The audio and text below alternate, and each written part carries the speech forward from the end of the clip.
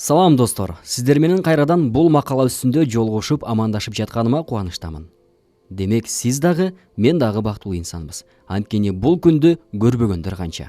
Анда назарыңыздарды бул макалага бурууну сунуштаймын. Бүгүн биз сиздер менен өжөрлүктү өөрчүтүүгө тоскоол болгон сапаттар жөнүндө кеп кылабыз. Өжөрлүктөн башка темага өтөөрдөн мурда бул суроого жооп берсеңиз, сиз башка адамдардан кайсы сапатыңыз менен айырмаланасыз жана өжөр болууга сизге эмне жетишпейт? Эми жоопторду тизмектеп жазып чыгыңыз. Ошондо сиз баарын алаканга салгандай көрөсүз. Мындай анализ биринчи кезекте өзүңүздү мыкты билүүгө жардам берет. Ал тизмектеги сапаттар сиз менен ийгиликти бөлүп турган чыныгы душмандарыңыз. Сиз ал жерден өжөр болууңузга каршы турган тоскоолдуктарды эле эмес, чабал жактарыңызды да көрөсүз. Жашоодо ийгиликке жетүү үчүн алардан арылуу зарыл. Демек сизди ийгиликтүү болушуңузга тоскоол болуп жаткан бир канча шарттар бар. Биринчиси, жашоодон эмне кааларыңызды ачык айкын билбегениңиз. Экинчиси, кетенчиктөө. Ар дайым кетенчиктөөнү актаган миңдеген себептер табылат. Кийинкиси, кыялыңызды чындыкка айландыруу үчүн атайын билимге ээ болууну каалабаганыңыз. Арсар болуу, чечкинсиздик, жоопкерчиликти башка бирөөгө оодарып салуу, кыйынчылыктан жеке күчүңүз менен чыгуудан качуу, абалга карап иш кылганды адатка айландыруу. Мунун ордуна так түзүлгөн план үстүндө иштөө керек. Алтынчысы, өзүн көтөрө баалоо. Бул оорунун тилекке каршы дээрлик дарысы жок. Ошондуктан мындай илдетке чалдыккандарга үмүт артпай эле койсоңуз болот. Жетинчиси, кол шилтеп салуу. Кош көңүлдүк, келип чыккан маселеде өз оюн билдирип, күрөшүүнүн ордуна баарына макул боло берүү. Сегизинчиси, өз катачылыгына башкаларды күнөөлөө жана келип чыккан тоскоолдукту иштин аягы катары кабыл алгандык. Тогузунчусу, күчтүү каалоонун жоктугу. Онунчу, бир аз эле иш жүрүшпөй баратса чекит коюп басып кетүү. 11, кагазга түшүрүлгөн так анализденген плансыз жумушту баштоо. 12, идеянын же алгачкы пландын өзгөргөнүн, эгер өзгөрсө эске алып аракет кылбоо. 13, жасоонун ордуна буйрук берүү. 14, бай болууга умтулуунун ордуна кембагалчылыкка багынып берүү. 15, майдачылдык, ашыкча битир болуп, чыгаша же кирешени тең эсептөбөө, баарын жана дароо алууну каалоо. 16, критикадан коркуу, башкалардын оюн жактырбоо, эмне деп коет же эмне деп ойлойт деген ойдун өзү эле адамды каалоо, өжөрлүк жана башка эң керектүү сапаттардан алыстатат.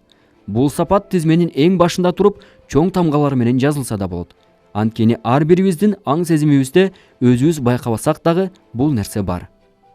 Демек, жогорудагы айтылган сапаттарды тизмектеп жазып көрүңүз. Эгерде кайсынысы сизде байкалган болсо, сөзсүз түрдө ал нерседен арылууга аракет кылыңыз. Эми акыркы сапаттын бири, ийгиликтикке тарткан эң чоң сапат. Бул критикалоо. Симптомдорун карап көрөлү. Көпчүлүк адамдар туугандарынын, досторунун коомчулуктун таасири менен жашашат. Алар башкалардын пикиринен ушунчалык көз каранды, алардын оюн ойлой отуруп, өз жашоолорун унутуп калышат. Өздөрү каалаганды, өздөрү туура дегенде, өзүнө ылайыгын жасоо алар үчүн түшкө кирбес нерсе. Көптөр өзүнө түгөй тандоодо жаңылышат да, ошол бойдон өмүр бою жашоонун рахатын сезбей, бактысыз жашашат. Анткени алар бул катачылыкты оңдоодо эл эмне дейт деген ойду карманышат. Бирок ошол эле убакта өзүнө кандай чоң зыян жоготуп алып келип жатышканын ойлонушпайт. Миңдеген адамдар башкалардын ою менен эсептешкендиктен өздөрү каалабаган кесипке окшойт жана өмүр бою кесибин сүйбөй өтүшөт. Алар көп учурда окууну бүтүп алып да, элдин пикиринен жалтанып, ошол сүйбөгөн кесибинде иштеп калышат. Бирок эч кандай бийиктикти багындыра албайт. Анткени анын ага каалоосу дагы жок. Миллиондогон адамдар тууган уругунун пикири менен жашоосун түзүшөт. Анткени парз, милдет деген түшүнүк бар. Ал ошол адамга бакыт алып келип атабы? Ошол багытта ал инсан өзүн жакшы сезүүдөбү? Жок. Тескерисинче, бул тууралуу ойлор акыркы сапка жалат. Мындай сапаттар биздин Кудай берген жеке талантыбызды өлтүрүп, өз алдынча инсан катары жашоодон айрыйт. Айрымдар болсо, өздөрүнүн алдында турган шанстарын колдонушпайт. Анткени иши ойдогудай болбой калса, баягы эле элдин пикиринен коркушат. Критикадан коркуу алардын каалоосунан да жогору болуп кетет. Көптөр, ой кыйратасың, колуңдан келбесечи деген сыяктуу элдин пикиринен качып отуруп, өз карьерасында эч кандай ийгилик жарата албайт. Болбосо анын акылы да, билими да жетет. Бирок башкалардын ою андан жогору турат. Мындай адамдар демейде алдыга жаркыраган максат кое алышпайт.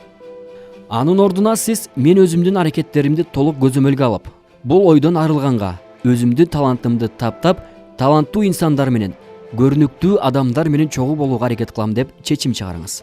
Кийинчерээк жашоо тажрыйбасын топтогон соң сизге эл эмне дейт деген сөз таасир этпейт.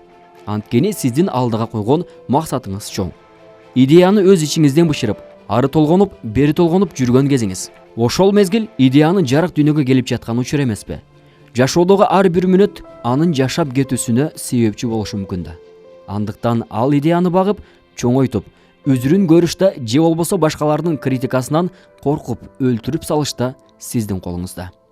Демек, урматтуу замандаш, дал ушул критикалоо акыры кандай жыйынтыкталарын сездиңиз окшойт.